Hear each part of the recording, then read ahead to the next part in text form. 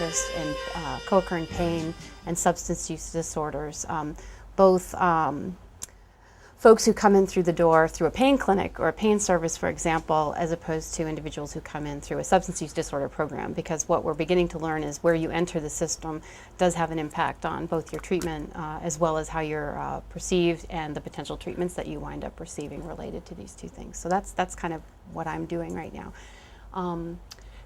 And I have to say I am not, I'm a little bit intimidated being here because of the geriatric focus. So as you'll see, much of this is not necessarily focused on geriatric issues, so I'd be curious to hear how it interfaces with some of the things that you're seeing, both in your research and clinically. So if it's all right with you guys, I might just sit and talk, but if you'd like me to get up in the front, I certainly can.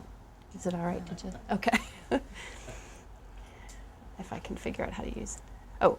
So these are my disclosures. I have an investigator-initiated trial with Forrest on a camprosate for the treatment of alcohol dependence and co-occurring depression or anxiety disorders. I'm just finishing that up. And I'm also a consultant with a small company called Observant, and I help them with subject matter expertise in their market research work. So those are my two disclosures. And so I just started to allude to this, but one of the things that when you're working with chronic pain and the issue of substance use disorders is that it depends on where you're looking at this. And I was mentioning I was just at the American Pain Society meeting. Is actually, because everyone's sitting in different places, is there a way to remotely advance the slides, or do I need to? No? Okay. So I'm going to just bob my head back and forth a little bit. Is that the issue of pain and addiction brings together two fields that I think have historically been quite separate. And as a result of that, I do think it's like this story of the wise men and the elephant. I'm so excited I'm in an area where I can use this story because I just love this idea that perception is so much of what we do.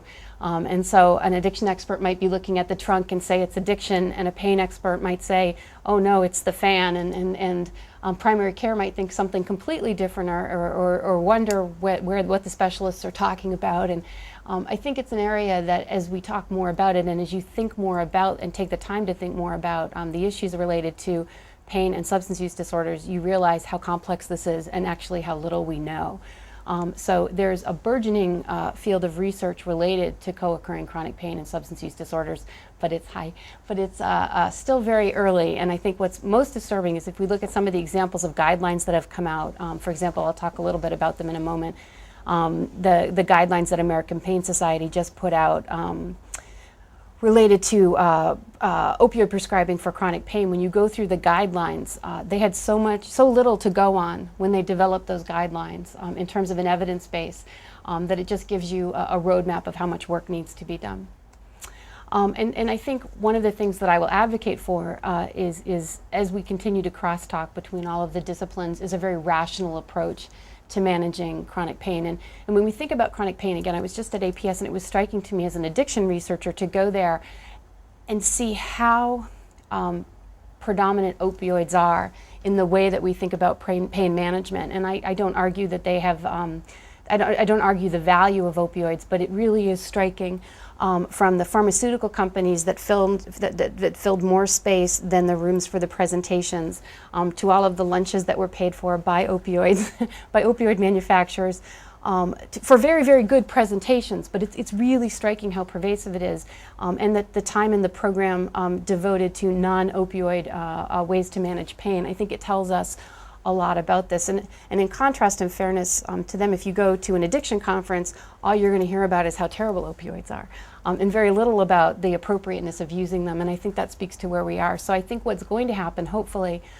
is that as that pendulum towards managing pain with opioids swings from it's important, it's completely safe, we should definitely give people with chronic pain opioids, there's this risk right now that that's going to swing to a very traditional approach, which is no, don't give them at all.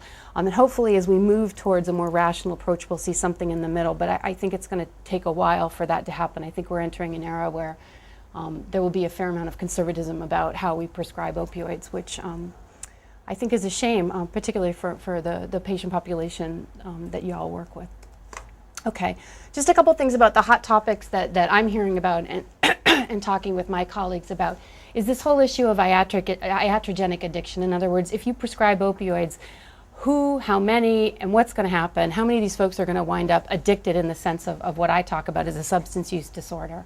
There was a while where, particularly out of New York and Russ Portnoy's lab, there was a lot of evidence and a lot of arguments, I think reasonably appropriately, for do not be concerned about addiction in your chronic pain patients. They're not going to go on to abuse. Again, this pendulum is swinging a little bit, and I think the question of iatrogenic addiction is more complex than we may have thought about 10 years ago, prior to the emergence of some of the opiate analgesic misuse that we're seeing in the past 10 years. The other issue is just in general, the safety of opioid therapy for chronic pain. There's actually not a lot of research out there to guide us. There's not a lot of evidence describing what it's like for people, that both in their safety physically as well as for the risk of addiction. What evidence is there? And most of the trials have been 12 to 16-week trials of opioid therapy, and there are very few related to chronic pain. And just as an aside, when I talk about chronic pain, I'm using that very broad category, but obviously there's a lot of heterogeneity to what we call chronic pain. The current thing, I'm actually going in a couple of weeks to a conference about designing a trial for an abuse deterrent formulation of opioids. So this is something else that I think we'll start to hear a lot more about in the next 5 years, 5 to 10 years, because trials take a long time. But there are a number of companies that are very close, and some who are in phase 3 trials of formulations of opioids that are tamper resistant. In other words, if you destroy the way the pill is designed, it releases other agents that are unpleasant for somebody who's a drug abuser, like naltrexone or naloxone.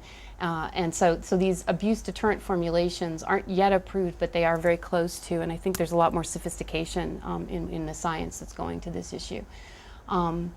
And then finally, how do we manage pain in addicted populations? And this is an area that I'm particularly interested in, because when I started this, I was more interested in, is there even any pain in individuals with addiction? And lo and behold, there's quite a bit.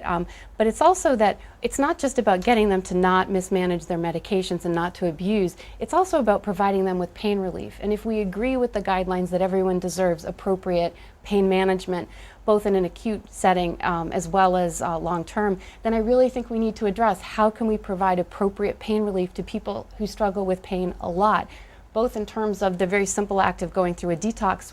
There's a lot of pain complaints that go along with an opioid withdrawal or an alcohol withdrawal, but also long-term, if there's pain in this population, if this is a high-risk group for chronic pain, injury and other issues, then I think we really need to think about this a little bit more than just denying them opioids, and they're just because they have an addiction, we're going to have to, they suck it up.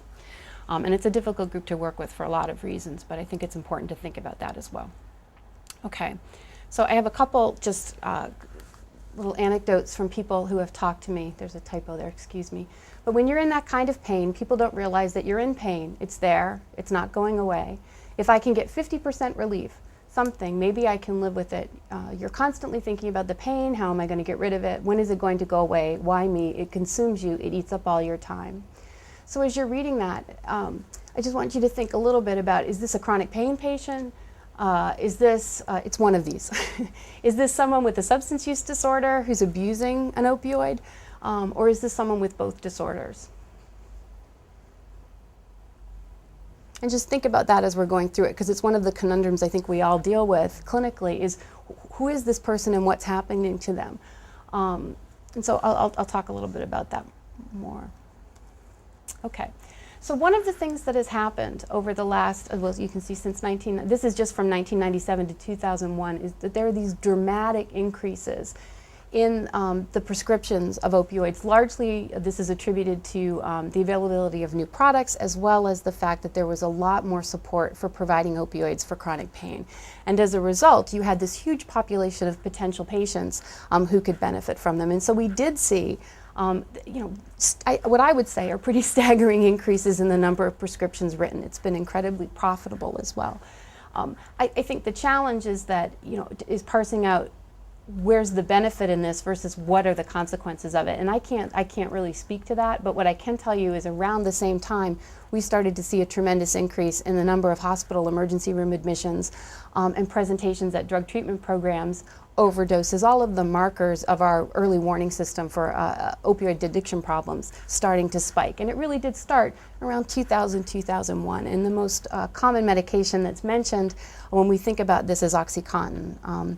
And as far as I can tell, OxyContin is not as widely prescribed in Texas. I'm from Massachusetts, and I'm sure it is, but if you go to Massachusetts, particularly in the early part of this century, there's actually these maps of people who've done work on it, and you can look right around Boston. There's this corridor, 128, it's now 95, but I think of it as 128. It's America's Technology Highway, and it wraps right around the city. It also happens to hit Newton and Wellesley and Weston, all of which are very affluent communities.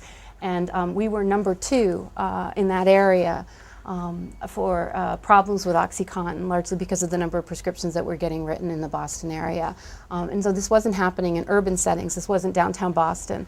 This was in predominantly white, affluent communities around the Boston area. So that's the story that got me interested in this. I'm jumping ahead a little bit.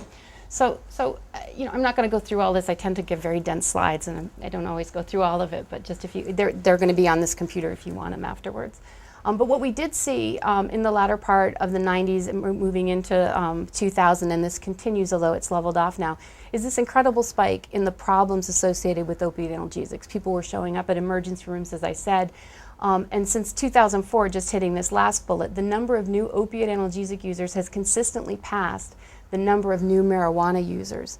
And if you think of marijuana, and this is also, you'll notice, I'll jumping around a little bit, but if you think about marijuana as a gateway drug, which there's a lot of debate in the addiction world about that, but if you think of it as the first drug that people try, it's very different to start trying substances and be using marijuana or alcohol than to jump right to opioids, for a lot of obvious reasons, I think, as well as the pharmacologic properties. So this is something that we've been concerned about. One of the things you'll see in the data that I'm just going to run through fairly quickly is that this is a problem that starts very young.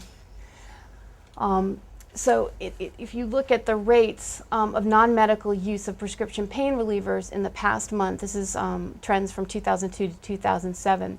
The lowest group here, the group with the lowest frequency, is actually 26 and older. So it's our young people that seem to be doing this.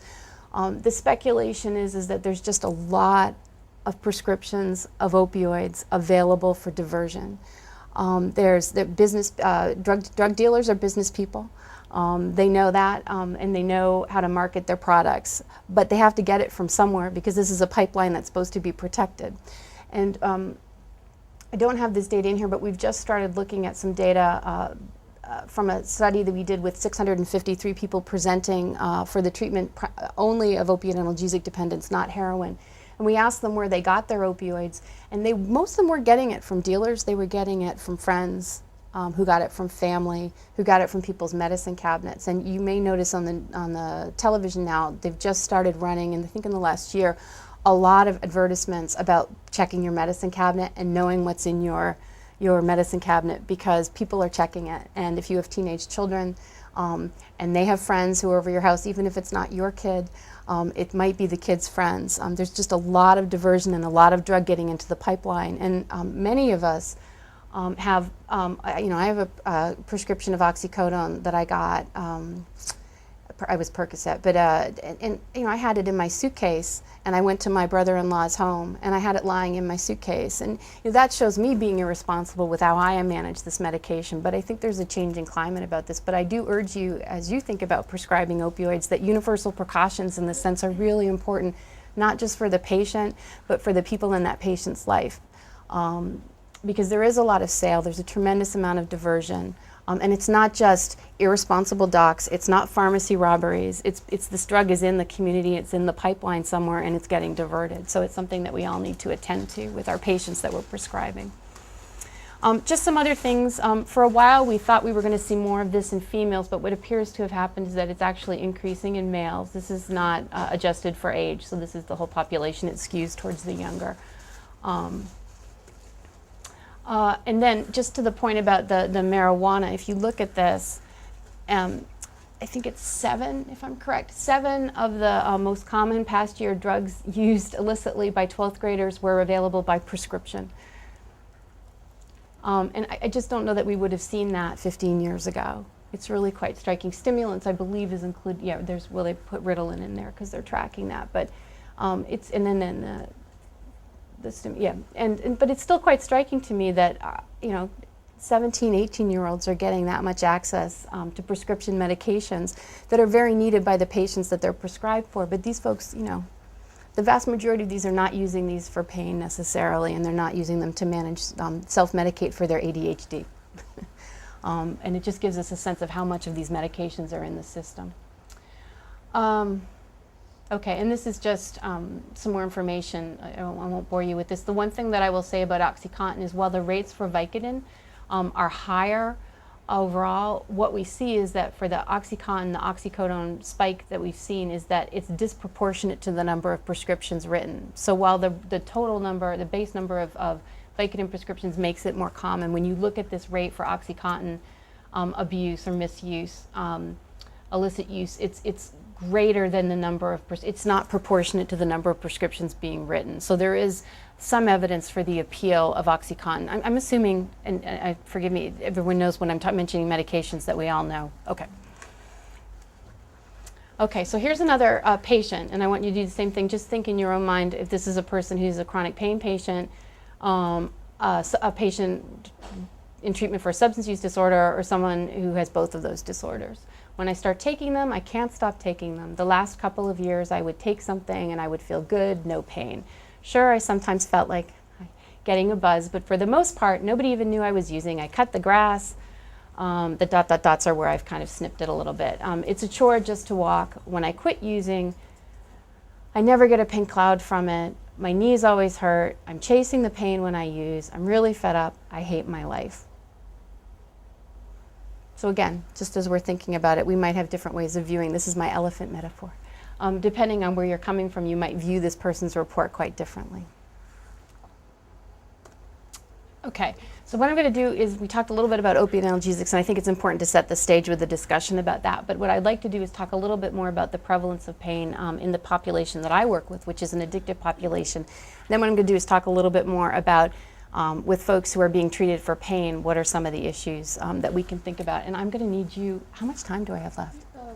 Till 4:15. Okay, so I'll try and do this and give us a little bit of time to talk as well. So if I start flying, I apologize. I'll just, okay.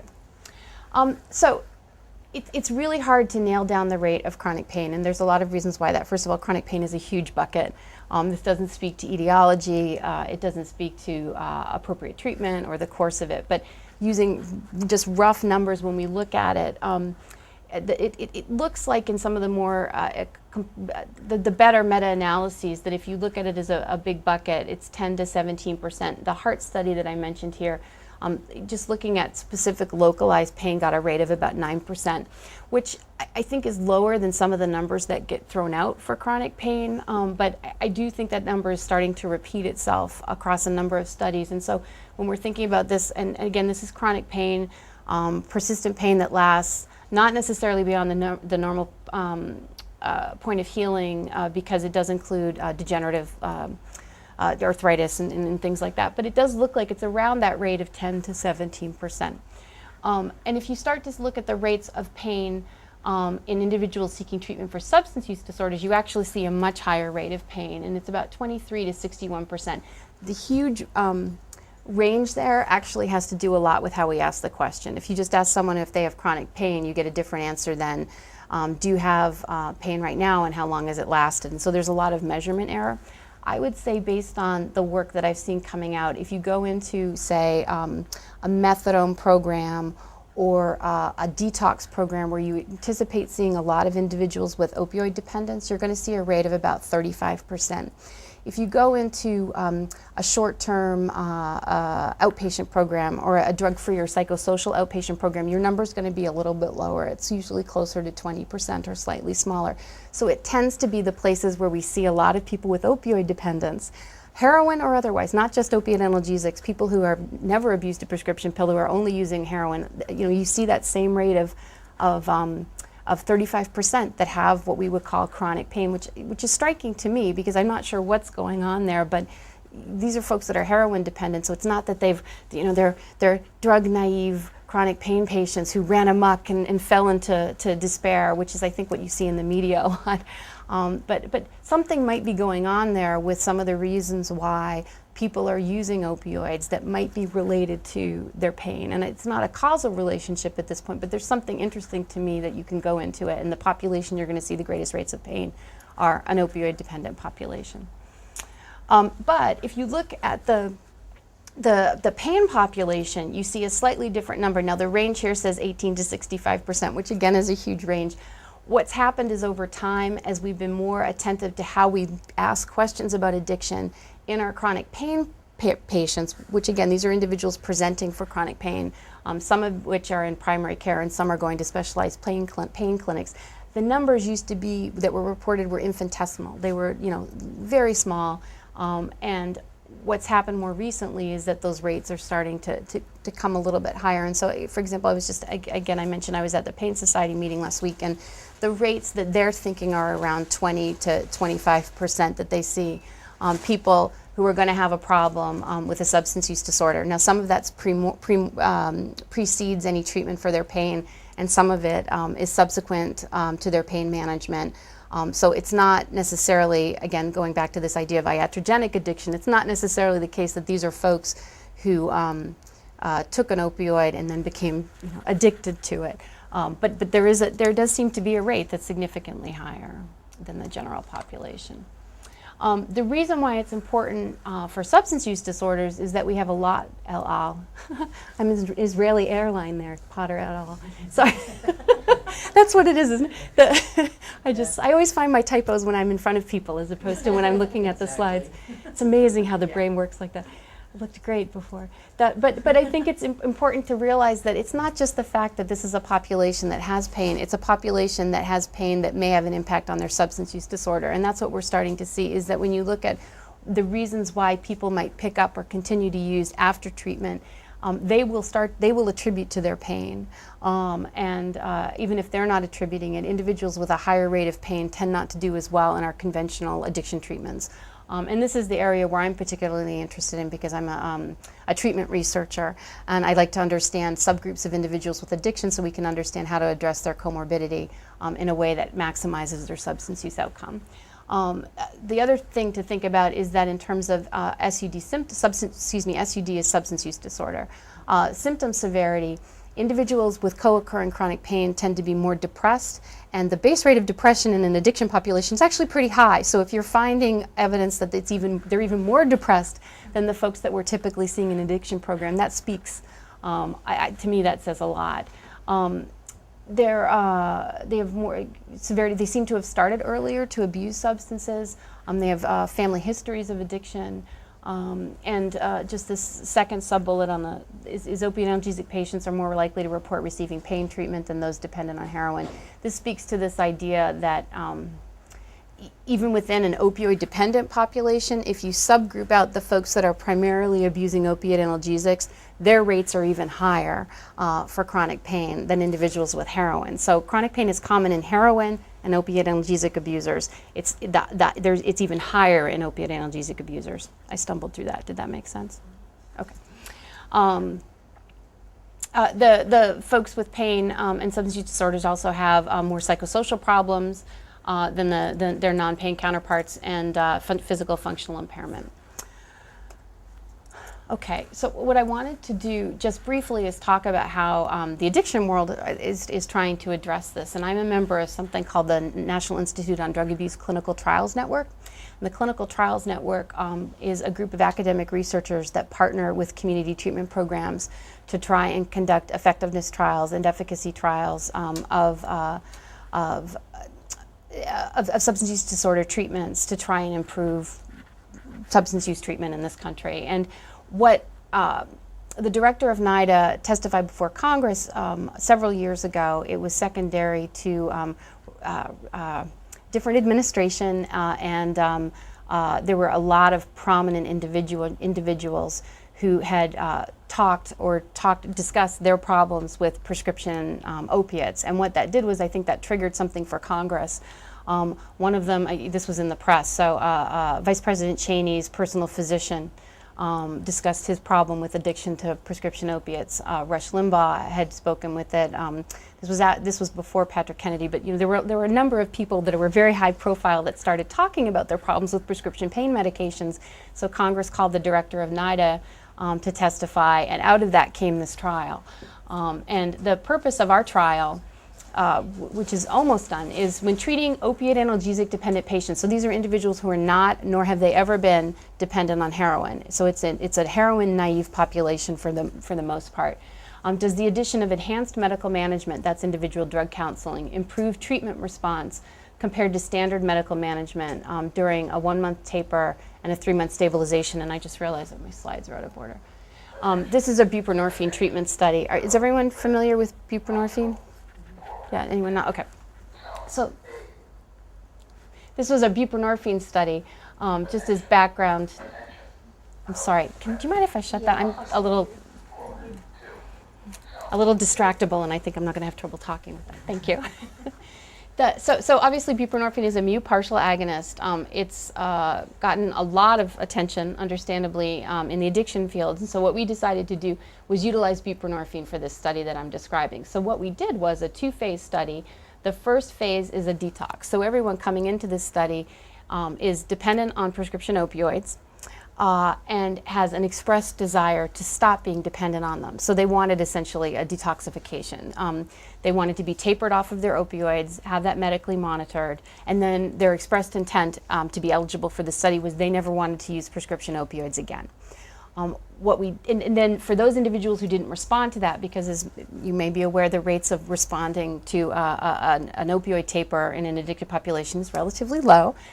We offered them what essentially was a rescue protocol, so that as people exhibited behaviors that they were relapsing from and returning to their prescription opioid use, we would put them on a 3-month stabilization. And this is actually, I think, what we think the intent of buprenorphine is as a maintenance therapy. So we put them on as a 3-month stabilization, which was a proxy for maintenance, and looked at their outcomes. And we would taper them after that, so we have that as well. But I do not have outcome data yet for this trial because it is not done until July 14th of this year. But what I do have is some baseline data that I wanted to show you that relates to what I'm talking about. So did that increase your recruitment rates then? What increased my recruitment rates? Offering the 3 months. You bet. Yeah. So I think. Yeah. No. I think that's very perceptive of you. Is that we and I'm happy to answer any questions about the design because I went through it fairly quickly and it's a complicated design. So we did need people to express a desire to be opiate free. 70% of this sample had never been in opioid treatment before, so it was a relatively treatment naive population. But they also knew, by virtue of the informed consent, that there was a stabilization that was offered. Everyone in the trial got buprenorphine, so no one was on a placebo. It was always buprenorphine, and what we did was we varied the amount of counseling that they got. And the intent of the study was really to look at an office-based versus a more drug treatment program format. And to see whether there's a difference in how people do. But I definitely think that the 3-month stabilization was a very strong incentive. One of the hardest things to do was call someone who'd just been cut off or lost their insurance or didn't have access to buprenorphine anymore, who'd been doing really wonderfully on it and very much wanted to be in our trial. But that was not the population that we were looking for. We wanted people who wanted to be drug-free, and that was partly because of the design of the question. We wanted to be adaptive. We also had some evidence going into it that individuals who had been on buprenorphine who had chronic pain tended to do better. There was a study at Yale that folks that were coming in for detox that did buprenorphine and went on a taper had a longer time to relapse or return to their opiate use.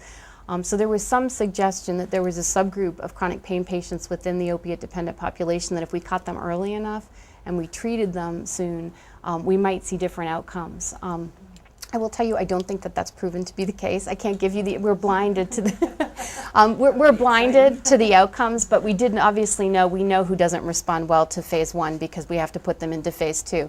The rates of response, we had originally estimated to be about 25% of our sample we thought could make it to 2 months post-taper and not use again. And that rate was not met. So unfortunately, the detox was not as successful as we might have anticipated. I think that's important data because it provides documentation that a taper is perhaps not the best way to do that. And previously, that has not been documented in this population. It's striking to me how often people think about opioid dependence treatment and think about detox. And insurers think about it that way, and I think that a lot of clinics do because of the payers, and a lot of people just don't like the idea of maintenance. Now, if you talk to many other people, they would say maintenance is a wonderful thing and we need to think more about it and how to get more people on it.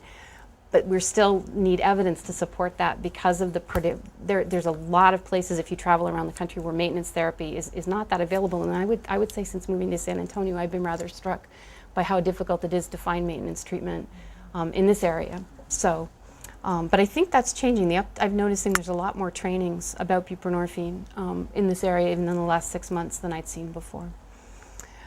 Okay. So this was a study that was done nationally. These are some of our sites, and I want to acknowledge my colleague, Roger Weiss, who's the principal investigator and who I've been fortunate to be involved with on this when I was at Harvard. We'll skip that. A couple things related to pain. These individuals, we knew that we would have a population of chronic pain patients because of what we'd seen in our substance use programs. We had to decide whether to include them or exclude them, and originally we had a lot of pressure to exclude them, and I'm very happy to say we were not forced to do that because I think that there's an important question to be answered about these folks and their outcomes. And what we ended up with is very limited pain-related exclusion criteria. I won't go into all of them, but I'm happy to tell you. It was basically just, they couldn't have had a recent pain event. We needed to know that they were physically okay to participate. If they had been prescribed an opioid, we needed the doctor to clear them. We didn't want individuals with cancer, for example, and we didn't want people that had recently had a major pain event, like a motor vehicle accident that hadn't resolved. So we did screen out for people who'd had an injury or something that had happened within 6 months, and those are pretty standard in pain trials to do that as well. So our sample is 653 people. I won't go through all of this, but I do want to point out that even among our chronic pain patients, the average symptoms of opioid dependence were 6 of the 7 total symptoms that you need. So this was not a case of people that were just meeting criteria for tolerance and withdrawal, 2 of the criteria you need for a substance use disorder, and maybe 1 other. All of our chronic pain patients were very clearly meeting for diagnosis. So. And I'll come back to that in a little bit.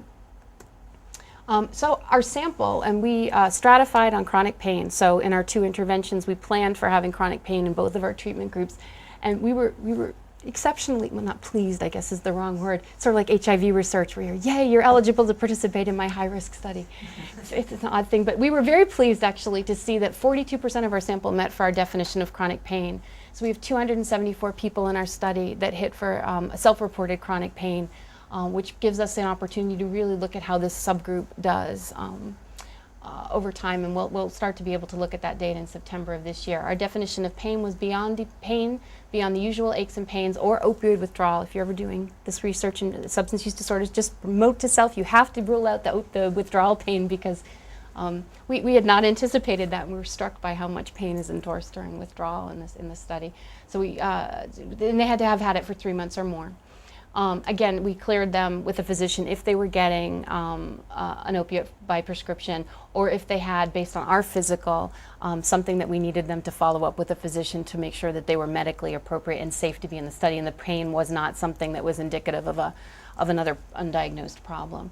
43% of the sample had what I call constant pain. It was always there. A larger chunk had intermittent comes and goes pain.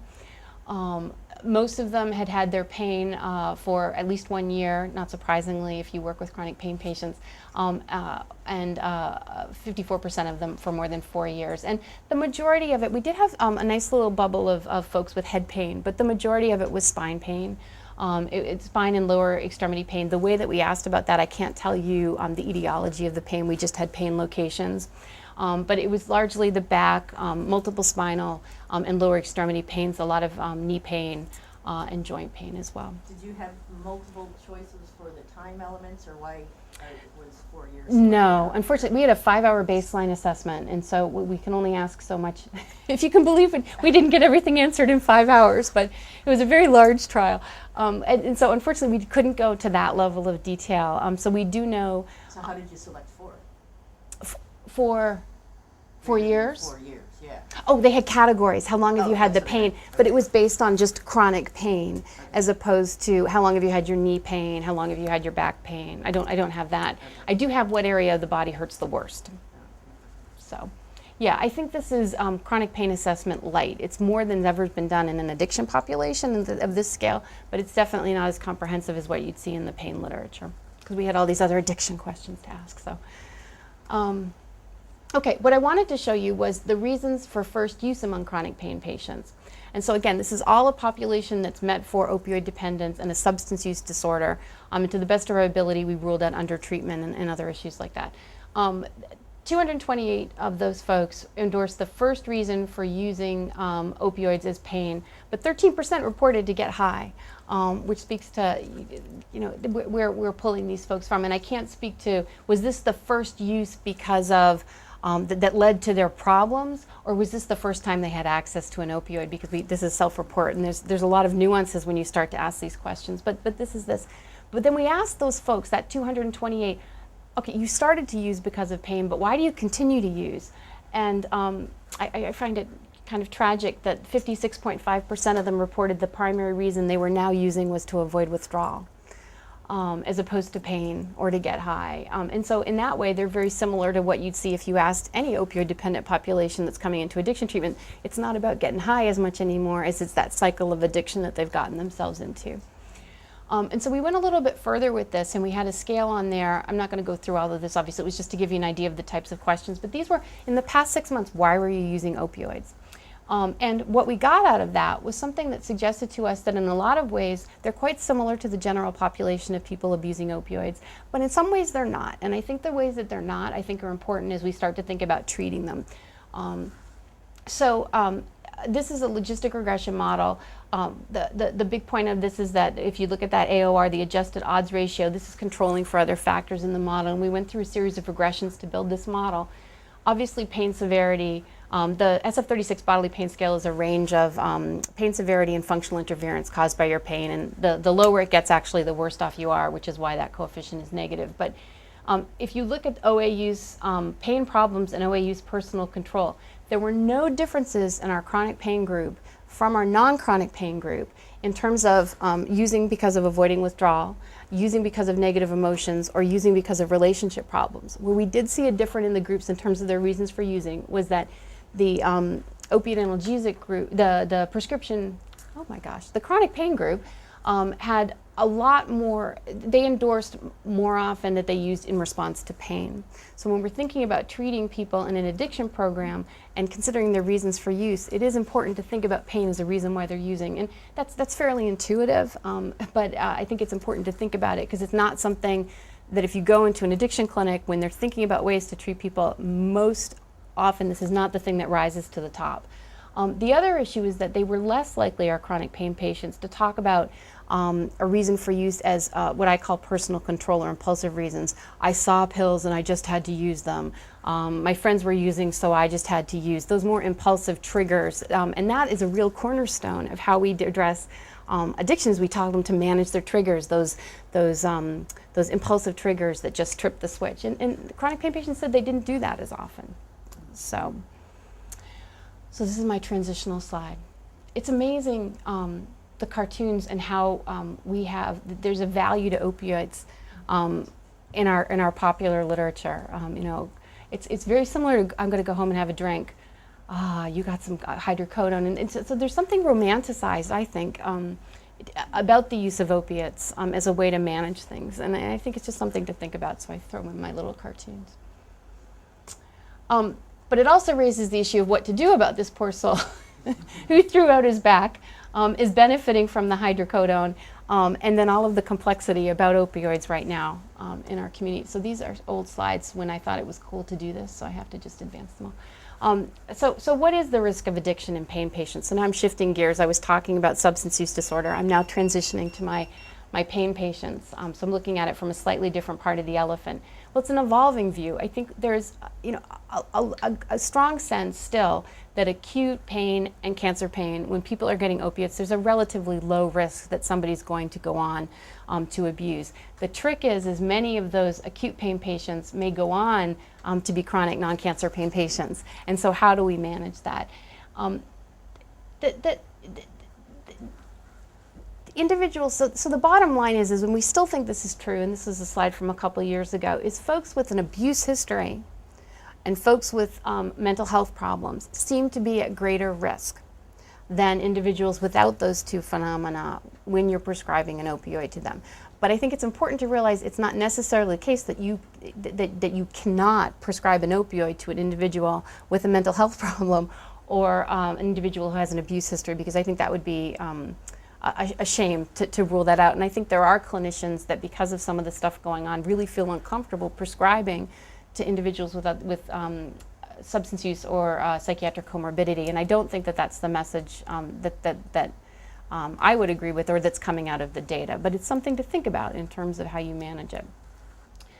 Just to make sure we're on the same page as we're talking about this, I still think it's important to talk about the distinction between physical dependence and substance use disorder or addiction, or being dependent in the way that I think about it as a substance use disorder treater, because it's just, there's still a lot of confusion about this. So just to remember, physical dependence is a state of adaptation that often includes tolerance and is manifested by a drug class with specific withdrawal symptoms that can be produced by abrupt cessation, rapid dose reduction, decreased blood level of drug, and/or antagonist administration. That does not mean that someone is addicted in the sense that I use this word. And our patients have a lot of concern about this. And there are people that are refusing opioids because of a fear of them that is not based on what we understand. It's based on confusion and phrasing and mixed words. And in the DSM, if you look at it, it does say opioid dependence, but it's opioid dependence as a disorder. It's not physical dependence. And so it's confusing to our patients, and it's important for us to educate ourselves and our colleagues about the distinction here. So in response to this, one of the issues that's come up, I'm going to bump to this first, is that it can become difficult. And there's some controversy about diagnosing a substance use disorder in a pain patient, because if they're on opioid maintenance therapy, or if they're on opioid therapy for their pain, it's very likely that they're going to meet for physical dependence, right? And so you only need 3 symptoms to meet criteria for a substance use disorder, to meet my definition of opioid dependence in the addiction world. If you already get 2, because of things that have happened as a course of your treatment that are expected in the course of opioid therapy treatment, is it really appropriate to use the same categories to diagnose dependence in a pain patient that's on opioids? Does that make sense? Well, the question I have, and I don't know if that's Sure. what you were addressing, because it's complex. Then Yeah. you were talking about 53% of the opioid dependent people with chronic pain stayed with it because they were afraid of the withdrawal symptoms. Mm-hmm. So, because they were staying with it, did they eventually, so was it a substance abuse issue, or was it a physical dependence issue? Yeah, it's tricky. What we decided to do was, because we have no other validated method for assessing for, I'll call it for addiction, we decided to use the DSM. And so we did use the DSM. So individuals, and remember, only 9% of our sample were getting opioids by prescription. So it's a tricky thing, but we did use the DSM, and we did use the criteria of 3. So it is possible that there are people in our study that may not, according to the pain field, where their diagnosis of dependence is arguable. Because in the pain literature, what we would hear and what's been published is that there's a concern about that, because they already are so close to the threshold for diagnosis that a DSM-4 diagnosis of opioid dependence addiction is not justifiable. And so maybe they need to meet for different criteria, or maybe they need to be thought of differently. How do you make a diagnosis of opioid dependence when someone is on opioid therapy for pain? And that's, do you want to? Well, and that's another issue. Yeah. Yeah, So what ASAM did in collaboration is they came up with their own definition of how to assess for a substance use disorder during pain treatment, and this is actually quite old. ASAM is the American Society for Addiction Medicine. I hope I got that acronym right. And they did this with the American Academy of Pain Management and another group, maybe the APS. I can't recall. But they talk about dependence when you're assessing it in pain treatment as a persistent pattern of dysfunctional opioid use involving any or all of the following: adverse consequences associated with the opioids, loss of control over the use of opioids, and preoccupation with obtaining opioids despite the presence of adequate analgesia. Now that seems on the face of it fairly straightforward and reasonable. It's how you operationalize those three criteria is actually quite tricky. What is preoccupation with obtaining opioids, and how do we manage adequate analgesia? I'm not entirely clear on that, and I haven't heard anyone really provide it. So we, in our study, we did decide to use the DSM because there's validated instruments for assessing it, and there's nothing that's really out there to guide us in how we actually evaluate this. But the ASAM criteria stand, I think, because it's important to recognize the limitations of diagnosis, particularly in pain settings where people are on opioid therapy. Does that? Okay. Oh my gosh, okay. So I'm just gonna go through these really quickly. So these are some risk factors for substance use in chronic pain patient. And this is based on some quantitative data that was done by a group up in Boston. This is Bob Jamison. I'm just gonna make sure I didn't advance, yeah.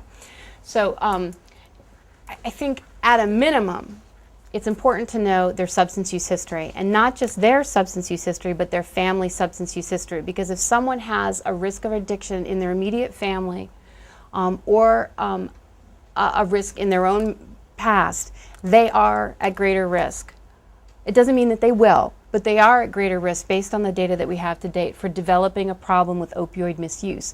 So when I say opioid misuse, that means doing something they weren't supposed to. It does not necessarily mean that they have an addiction, but there's something funky going on with how they're using their medications. And these are some others: psychiatric illness, which we talked about. In empirical studies, physical and sexual abuse, POPs, family history of addiction, which I already talked about, other problems in the family, like are they getting, the example here is obtaining analgesics for the patients. But this is all still preliminary. But there are some strategies. I'm going to skip this slide, but it's on here, so if anyone wants this slide deck, they're welcome to have it. But I wanted to talk a little bit about this. So if you do have somebody with a substance use history that seems appropriate for opioid management, there are some things we can do to minimize our risk. Frequent visits in smaller quantities is a very simple thing because you're controlling access and supply. Regular assessment. It used to be that there were recommendations, and that's why it's in red, long-acting drugs with no rescue doses. The evidence to support that long-acting drugs pose less of a problem than short-acting opioids is really not there. And so while this seems intuitive, it's actually not the case that there's any evidence to support the fact that short-acting are worse than long-acting. So I just wanted to point that out, and that's something that's been, I think there needs more research there.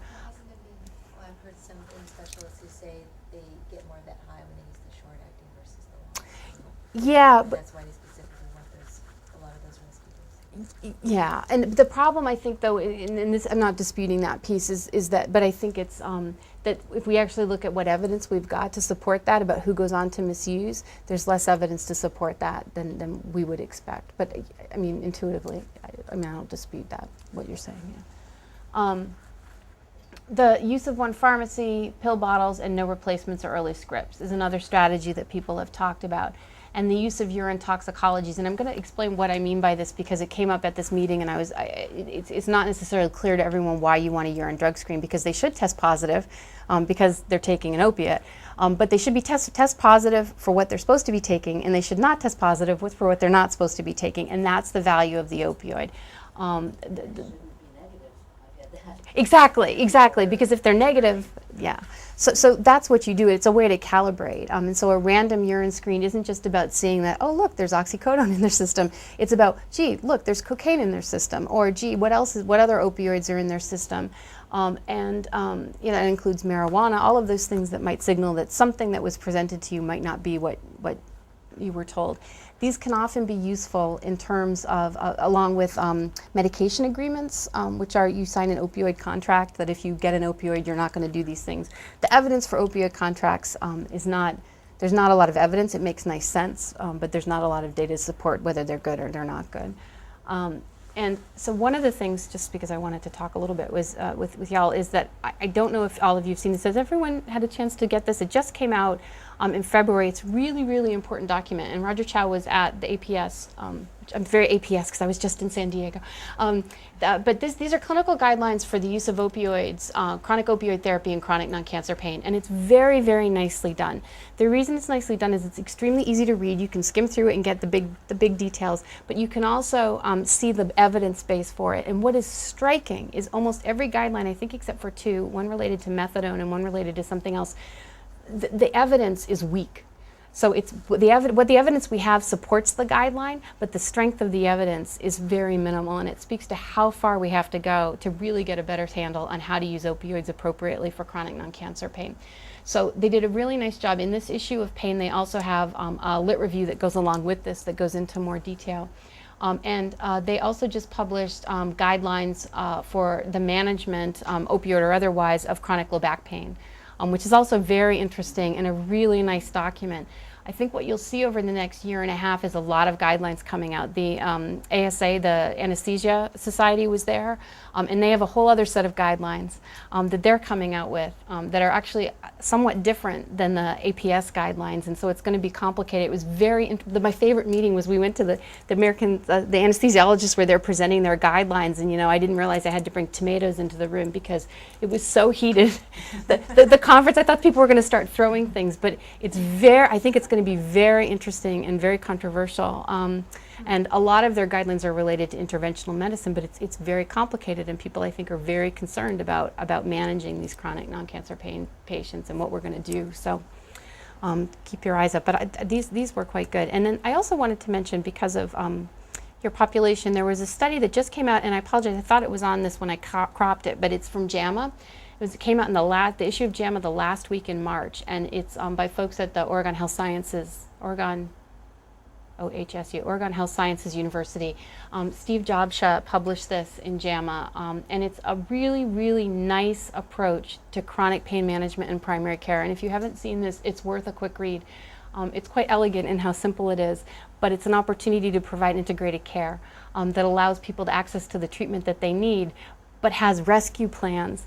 And a stepwise approach to people who start to give you signs that there might be something else going on. And it doesn't mean that you kick them out of treatment, and it doesn't mean that we deny them access, but we're able to triage them to who's most appropriate to provide the consult that we need. And it's a really nice example of that, and I just wanted to mention that. So and these are just some other recommended resources. Said and Savage has, this is a NIDA publication that's online, but it's just a nice document in how to treat pain in persons with substance use disorders. It is written towards an addiction provider population, so there's a lot about basic pain medicine that you all might not benefit from because it's what you already know. And then the College on Problems of Drug Dependence published something. And then there's a very nice publication, it's a little old now, from New England Journal of Medicine that Jane Ballantyne and John Mao did, that just talks about what are the issues related to long-term opioid therapy, and what don't we know, and what do we need to know to understand the safety issues, not just related to diversion and abuse, but just medically, what is it like for a body to be on opioids for 20 years? And there's a lot of things we don't know.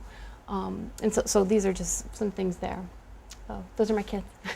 So those two patients I mentioned, both of those individuals were people that I pulled off of our detox unit at McLean Hospital, both of whom had no treatment providers for their pain, both of whom identified themselves as addicts. And yet, if you look, I'll just go to the first one, if you look at what they said, I'm not convinced. I should have put them back there, but I thought that was too much. When you read this, boy, the issue of undertreatment of pain and things like that, this person is in a substance use disorder program. It's very difficult to get a physiatrist consult because they're very busy, and that's what we would do at McLean. And this guy, by all accounts, is in a terrible amount of pain. And even if we don't necessarily think he's a good candidate for pain management, he perceives himself to be in tremendous pain. He experiences his life day to day as being incredible pain. And yet our programs in addiction, traditionally, unless he goes to a high-end place that's marketing a pain and addiction program, most programs don't deal with this. And he's sitting in a room with people that have no idea what he's talking about because their back isn't bothering them, and they can get out of bed, and they have a whole other constellation of reasons why they're using. And that's why I think our patients in addiction are so important, is that we don't do a good enough job managing their whole body. And this is just one example. There are a lot of others. But this guy and the other person were both people who thought of themselves and were treated as drug addicts in our society. So that's my presentation. I took all the time, I'm sorry. So thank you. Thank you.